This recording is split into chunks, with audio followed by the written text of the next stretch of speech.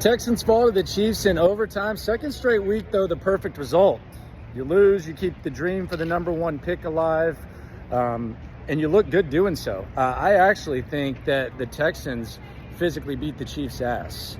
I know there's been a lot of questions about Kansas City and how physical they are, and when the playoffs come around, will they be able to avoid getting physically dominated like they have the last couple of years? Obviously, it's a much higher bar than where the Texans are, but I thought the Texans kicked their ass physically.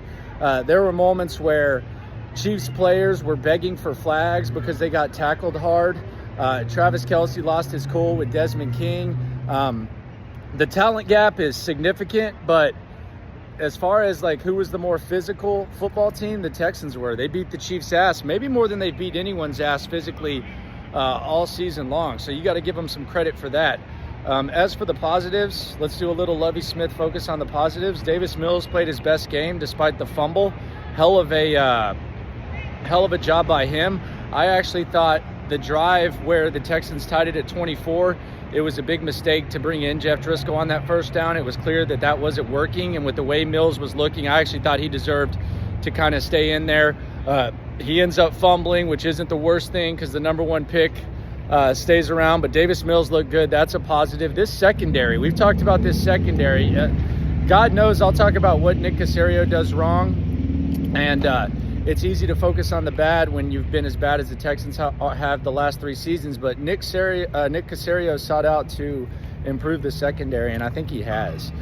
Derek Stingley, his season's over, but he's going to be a good player. Jalen Petrie, physical. He's gone through the ups and downs. He's going to be a good player. And Tremon Smith and Desmond King, talked to both of them in the locker room after the game. You can hear that on the Texans postgame show right now on Sports Radio 610. Both of those guys had just kind of an element of toughness. It was a very, very chippy game. Rex Burkhead, a lot of people feared that he was going to get the majority of the carries. That did not happen. It was split between Dare and Royce Freeman. I thought there were a couple of questionable coaching calls on both sides. The decision to put Driscoll in on first down in the drive that resulted in 24-24. I thought it was kind of clear that, that 2 QB crap wasn't working.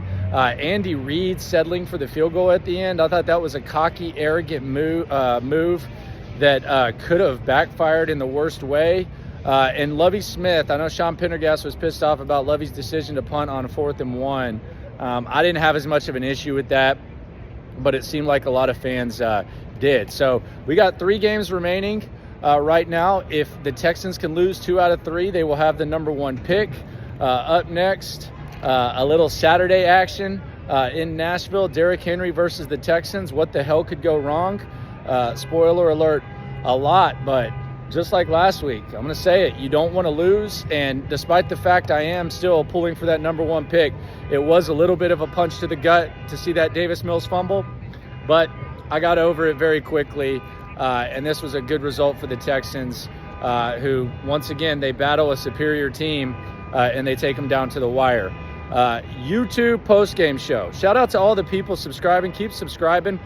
We wanted to get 1,000 before the end of the year. It looks like we're going to get there. The post-game show is going to take place between 5 and 6. I got to head home. I got to run a quick errand before I do that. I'm actually going to stop at American Deli, which was recommended by Tremon Smith. Got a salad there. It's one of the best salads that I've ever had, although he made fun of me for getting that. But that's all good. A lot of red here, by the way, as well. My gosh, there was a lot of red. Every time there was a penalty against the Chiefs, you could hear the boos, but it is what it is. That's what happens when you're a bad squad. Hopefully that changes quickly. We'll get to the offseason. We'll see what happens. But Texans lose, but they really win. Sometimes when you win, you lose. Sometimes when you lose, you win. Shout out to White Men Can't Jump. See y'all on the post-game show. Keep the subscriptions coming. Keep the comments coming. At Landry Locker on Twitter. At Landry Locker on Instagram. In the Loop on Sports Radio 610 Monday through Friday. Fire up that Odyssey app. Lost win. Holla.